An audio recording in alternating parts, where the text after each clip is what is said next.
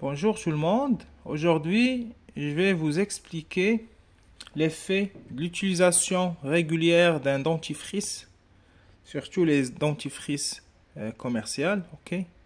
Donc, l'effet de l'utilisation d'un dentifrice sur la santé buccale, ok? Donc, je vais commencer tout d'abord par la composition de la salive, à savoir que la salive est produite par des glandes spécialisées. Donc, au niveau de la salive, on va trouver la flore. La flore, ce sont des bactéries vivantes qui vivent en symbiose au niveau de la cavité buccale, qui sont bénéfiques pour l'organisme. Également, on va trouver des électrolytes et de l'alpha-amylase. Donc, l'alpha-amylase, c'est pour digérer une partie de l'amidon. Donc, ce sont des sucres, des oses. Également, on va trouver une protéine, la protéine binding. Ok, c'est une protéine qui va transporter la vitamine B12. Faites attention, c'est très important ce point. Donc, la vitamine B12, elle est toujours associée à une protéine porteuse ou bien transport. Donc, c'est quoi le rôle de cette protéine? C'est de protéger la vitamine B12 contre l'acidité gastrique. Parce que la vitamine B12 toute seule ne pourra pas résister à ce milieu qui est trop acide. Voilà, donc toujours il y a la vitamine B12 associée à cette protéine transport. Et on va revenir sur ce point parce qu'après l'utilisation du dentifrice, on va voir que ça va impacter cette vitamine B12. Également, on va trouver du mucus. Ok.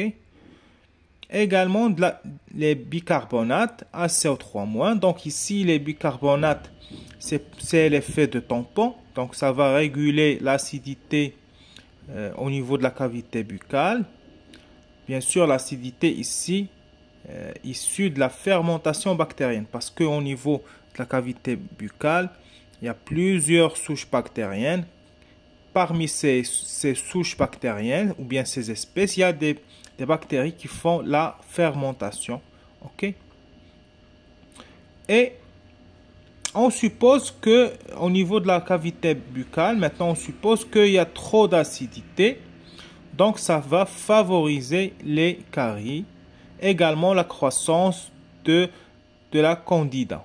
Ok. Donc, également on va avoir une croissance des bactéries. Donc, ce qu'on appelle le biofilm. Donc, c'est un microbiome. Et s'il y a une croissance du biofilm, ça va impacter la santé de l'organisme. Parce que ce biofilm, ces bactéries peuvent migrer vers l'estomac et puis ils peuvent rejoindre la circulation sanguine, ce qui n'est pas bénéfique pour l'organisme. Sans entrer dans les détails, je vais juste exposer l'effet l'utilisation d'un dentifrice. Donc ça, c'est le cas normal. Donc, au niveau de la cavité buccale de chaque personne, il y a ces éléments. Bien sûr, il y a d'autres éléments que je n'ai pas évoqués. Donc, on suppose que la personne va acheter un dentifrice qu'il va utiliser chaque jour, 3 fois par jour au minimum. On va voir l'impact sur ces composantes de la salive. Donc, au niveau d'un dentifrice, donc la plupart des dentifrices, je dis la plupart, il y a des exceptions bien sûr, on trouve du fluoride. Donc, fluoride, voilà, donc, fluoride, donc c'est toxique pour les bactéries.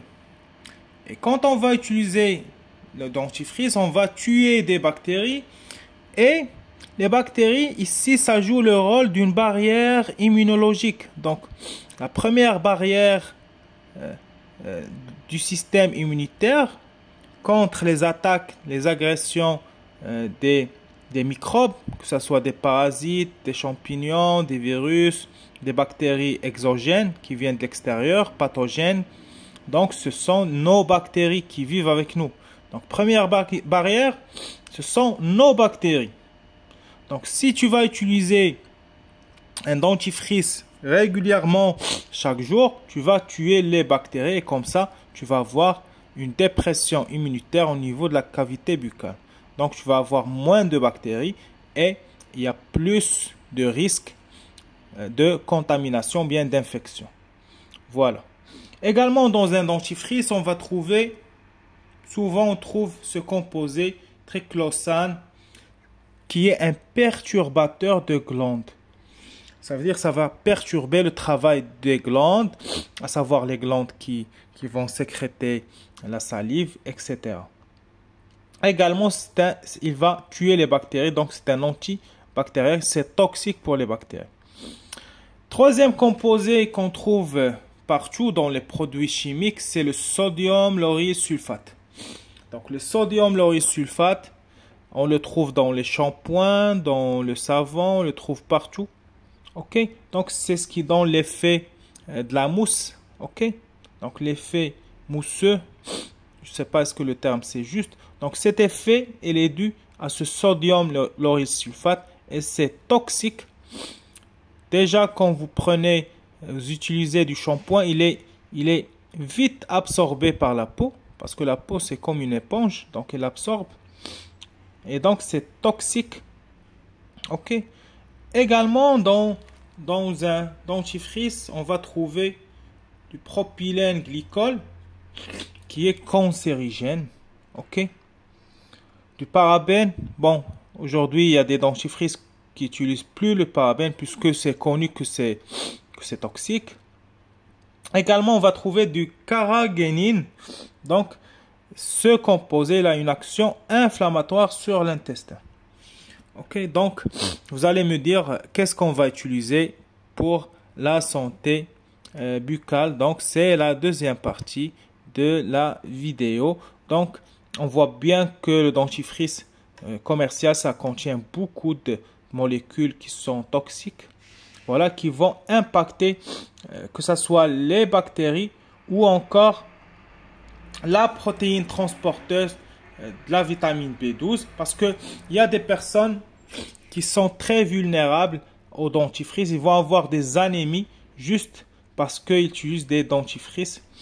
Donc les personnes qui ont une anémie qui est aiguë et qui vont utiliser encore de la dentifrice et ils vont avoir une carence en vitamine B12 et ils vont avoir encore davantage de l'anémie. Voilà. Donc au niveau de la salive, il y a également les immunoglobulines. Donc, ce sont des anticorps produits par des lymphocytes B.